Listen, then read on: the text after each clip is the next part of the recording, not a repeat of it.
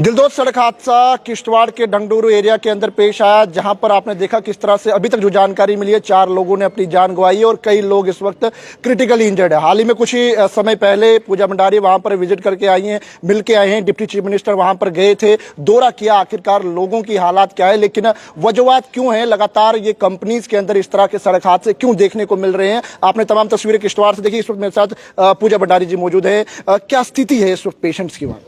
देखिए, deputy CM Surinder जी को phone करके वहाँ बुलाया गया क्योंकि बहुत ज़रूरी था उनका विज़िट करवाना वहाँ पर। मैं पर शुक्रिया अदा करना चाहूँगी मेडिकल कॉलेज की अथॉरिटीज़ का भी। बहुत अच्छे से ट्रीटमेंट उन्होंने सुबह से ही चालू कर दिया था जब पेशेंट वहाँ पहुँचे थे।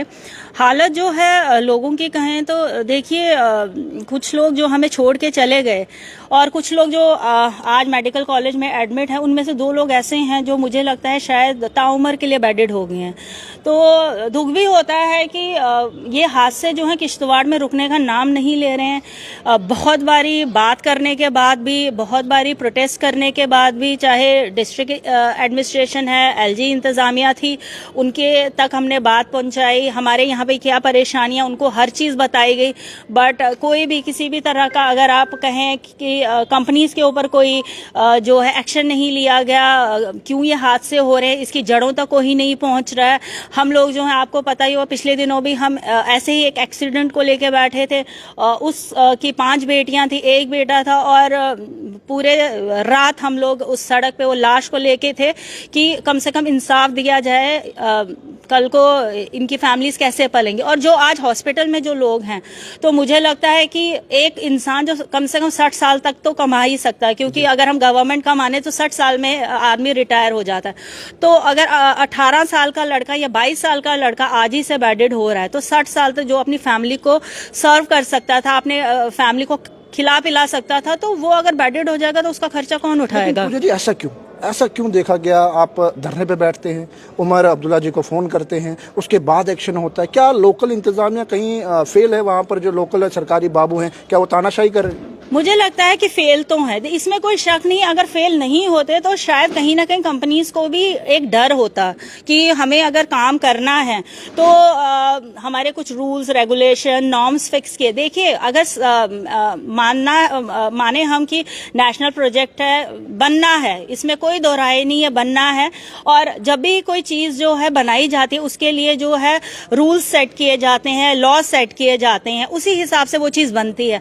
बट मुझे लगता है डिस्ट्रिक्ट किश्तवाड़ में जितने भी प्रोजेक्ट्स हैं, ना तो उनके ऊपर कोई रूल लागू हो रहा है और ना ही उनके ऊपर कोई लॉज बने। आप देखेंगे ब्लास्टिंग अंधाधुंध की जाती है, एसओपीज होती है ब्लास्टिंग की, आप कितना कर सकते, कितना, वो वहां पे कुछ नहीं देखा जा रहा है। आप देखेंगे गाड़ियां ब्लैक लिस्टेड लगी हुई हैं, गाड़ियों के कागज नहीं होते, और जब इंसान जो है हॉस्पिटल पहुंच जाते हैं या भगवान जी के पास पहुंच जाता, तब पता चलता अरे ये गाड़ी तो अगर ब्लैक लिस्टेड थी तो कंपनी में पहुंची कैसे, कंपनी ने एक्सेप्ट कैसे किया उसको। इन चीजों पे कोई बात करना नहीं चाहता। कल जो वहां पे प्रदर्शन हुआ, मैं मानती हूं कि एक अच्छा स्टेप था, होना चाहिए था। बट प्रदर्शन ऐसा नहीं कि आप सिर्फ ये दिखाना चाहते हैं कि मेरी प्रेजेंस है और मैंने बात की।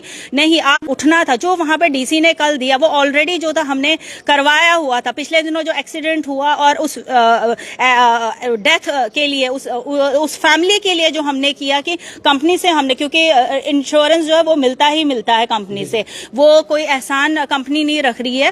पर कंपनी से हमने जो 20 लाख रुपए उस फैमिली को एक्स्ट्रा में दिलवाए, सीवीपीपी में उस लेडी को जो है जॉब दिलवाई, उसके साथ साथ जो उनको राशन है वो फ्री मिलेगा जब तक वो लोग हैं, कंपनी जब तक है उसको सैलरी प्रोवाइड की। तो ऐसी ऐसी चीजें जो है हमने करवाई थी और कल वही सेम चीज जो है डीसी ने इंप्लीमेंट की। तो इट मींस हम अगर बैठे तो कुछ ना कुछ आउटपुट लेके बैठे। हमने एक रास्ता बनाया, जिस रास्ते पे कल डीसी ने वही ऑर्डर निकाल के सेम जो है, अगर हम शोर नहीं करते उस दिन, वो वैसे ही चले जाते, तो लोगों को कुछ नहीं मिलता। तो मेरा कहने का मतलब है, अगर आप सच में लोगों के लिए कुछ करना चाहते हैं तो आप बैठें और बोलें कि अगर ये लोग जो है ताउम्र के लिए बेड पे हैं तो इनकी फैमिलीज को कौन देखेगा। उस चीज के लिए बैठे, उस चीज के लिए डिस्ट्रिक्ट किश्तवाड़ में कोई बात नहीं करना चाहता है। सवाल रहेगा कि अपोजिशन के लीडर क्यों शांत है? क्योंकि जब देखा गया पावर प्रोजेक्ट्स का अगर कहीं भी कोई जिक्र होता है, पूजा भंडारी सबसे पहले होती है, रात हो, दिन हो, सुबह हो या शाम हो, पूजा भंडारी वहां पर मौजूद है। ये बाकी जो पॉलिटिकल पार्टीज के लीडर है वो कहाँ पर उस समय होते हैं? मैं आपसे एक बात कहना कहना चाहूंगी, देखिए मैं डीडीसी चेयरपर्सन हूँ, मुझे लोगों ने चुना है। अगर मैं रात दिन या सुबह शाम प्रोटेस्ट कर रही हूँ या कोई भी मुझे कभी भी अपना कोई बताता है कि हमें ये प्रॉब्लम है, आपको आना है, तो मैं मना नहीं कर, क्योंकि लोगों ने मुझे चुन के वहां भेजा है। और नेशनल कॉन्फ्रेंस एक वाहिद एक ऐसी जमात है जो हमेशा लोगों के लिए लड़ती आई है, लड़ती रहेगी। और ये सारा जो क्रेडिट है मैं सजाद साहब को देना चाहूंगी, क्योंकि उन्हीं की सरबराही में हम लोग ये सारी चीजें जो है करते हैं। और मुझे लगता है कि बाकी जो लोग, जो आपने देखा होगा कि कुछ दिनों पहले द्राबशाला में एक मकिंग को लेकर बहुत शोर उठा था। मैं जम्मू में थी और मैंने भी सोशल मीडिया के थ्रू वो देखा। वहां की जो कंसर्न एमएलए हैं वो आती हैं, पहले लोगों को आश्वासन देती है और नेक्स्ट डे कहती है मैं कुछ नहीं कर सकती हूँ, अगर आप पे एफआईआर लगेगी तो लगने दो। तो लोगों ने आपको चुना है, कंपनी वालों ने आपको नहीं चुना है। आपको लोगों की बात करनी, ना कि कंपनीज की बात करनी। अगर कंपनी अच्छा काम करेगी तो हम उनको अप्रिशिएट भी करेंगे, बट अगर कंपनीज हमारे लोगों की जानों के साथ खेलेगी तो पूजा ठाकुर उस चीज के लिए कभी भी जो है कंपनीज को अप्रिशिएट नहीं करेगी। अगर मुझे बैठना पड़ा मैं बैठूंगी और लोगों के लिए तो जरूर बैठूंगी। और दूसरी एक और चीज मैं कहना चाहूंगी कि सेंटर में जो है भारतीय जनता पार्टी है, इस टाइम पे हमारे जो माननीय प्रधानमंत्री वो मॉनिटर खुद करते हैं इन प्रोजेक्ट्स को। अगर मॉनिटरिंग हो रही है तो क्या प्रधानमंत्री जी को ये नहीं दिख रहा है कि लोग मारे जा रहे हैं? भाई क्यों इस चीज को लेके जो है कोई डिस्कशन नहीं होती? क्यों हमारे कंसर्न एमएलए उन तक ये बात नहीं पहुंचा रहे हैं कि हमारे लोग मर रहे हैं, हमारे लोगों के साथ ये परेशानियां हो रही है? पर यहाँ पे कोई मुंह खोलने के लिए तैयार नहीं है। सारे शाना बशाना जो है, चाहे ओपनली चाहे अंदर से ही कैसे सपोर्ट किया जा रहा है, बट मुझे लगता है कि ये सपोर्ट अब बंद हो जाना चाहिए। क्योंकि अगर पावर प्रोजेक्ट्स बन रहे हैं तो किश्तवाड़ के लोगों को क्या मिल रहा है? हमारे अभी कितने सारे हैमलेट जो विदाउट इलेक्ट्रिसिटी अभी भी हैं, आप देखेंगे रोड्स नहीं है। कंपनीज हमें क्या दे रही है? अगर जिस एरिया में कंपनी काम कर, आप भी वहां के लोकल, आपको पता डंगडूरो का जो एरिया कितना आप देखें कितना डेवलप हो गया, क्या मिला है? दक्षिण को क्या दिया गया? कौन सी एम्प्लॉयमेंट दी गई? शोर शराबा करके जो हमने गिने चुने जो लोग लगाए वहां पे वही हैं, वो भी लैंड लूजर जिनके लिए हमने लड़ाई लड़ी। वही चीज जब मैंने एलजी साहब को बताई तो एलजी साहब का कहना था कि उन लोगों ने पैसे नहीं लिए हैं क्या?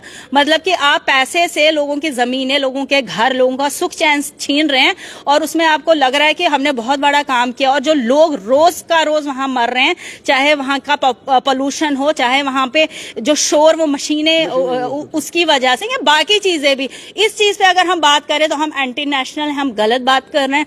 तो मुझे लगता है कि अगर भारतीय जनता पार्टी को ये चीज कहने में शर्म आ रही है कि कंपनीज वहां पे जो है धांधलियां कर रही हैं या धोखेबाजी कर रही है, मनमानी, तो अब डिक्टेटरशिप वहां पे चल ही रहा है। तो मुझे लगता है उनको भी अब थोड़ा सा जो है, अब क्योंकि लोगों ने अगर आप लोगों को चुना है तो लोगों ने अपने लिए चुना है, अपनी सहूलियतों के लिए चुना है, कंपनीज की सहूलियतों के लिए आपको नहीं बनाया गया है। तो बहरहाल इस वक्त डीडीसी चेयरपर्सन पूजा भंडारी जी हमारे साथ मौजूद हैं और कुछ ही समय पहले सभी लोगों से मिलके आए हैं और खास बातचीत इसी विषय को लेकर जो है उनसे की गई है। और आखिरकार आम जनता कमेंट सेक्शन में अपनी राय भी जरूर रखिएगा किस तरह से आप देखते हैं इस पूरे मामले को, और पैगाम टीवी की खबरों को यूं ही फॉलो, लाइक, शेयर करना ना भूलेगा। वीडियो जर्नलिस्ट राजू के साथ जम्मू।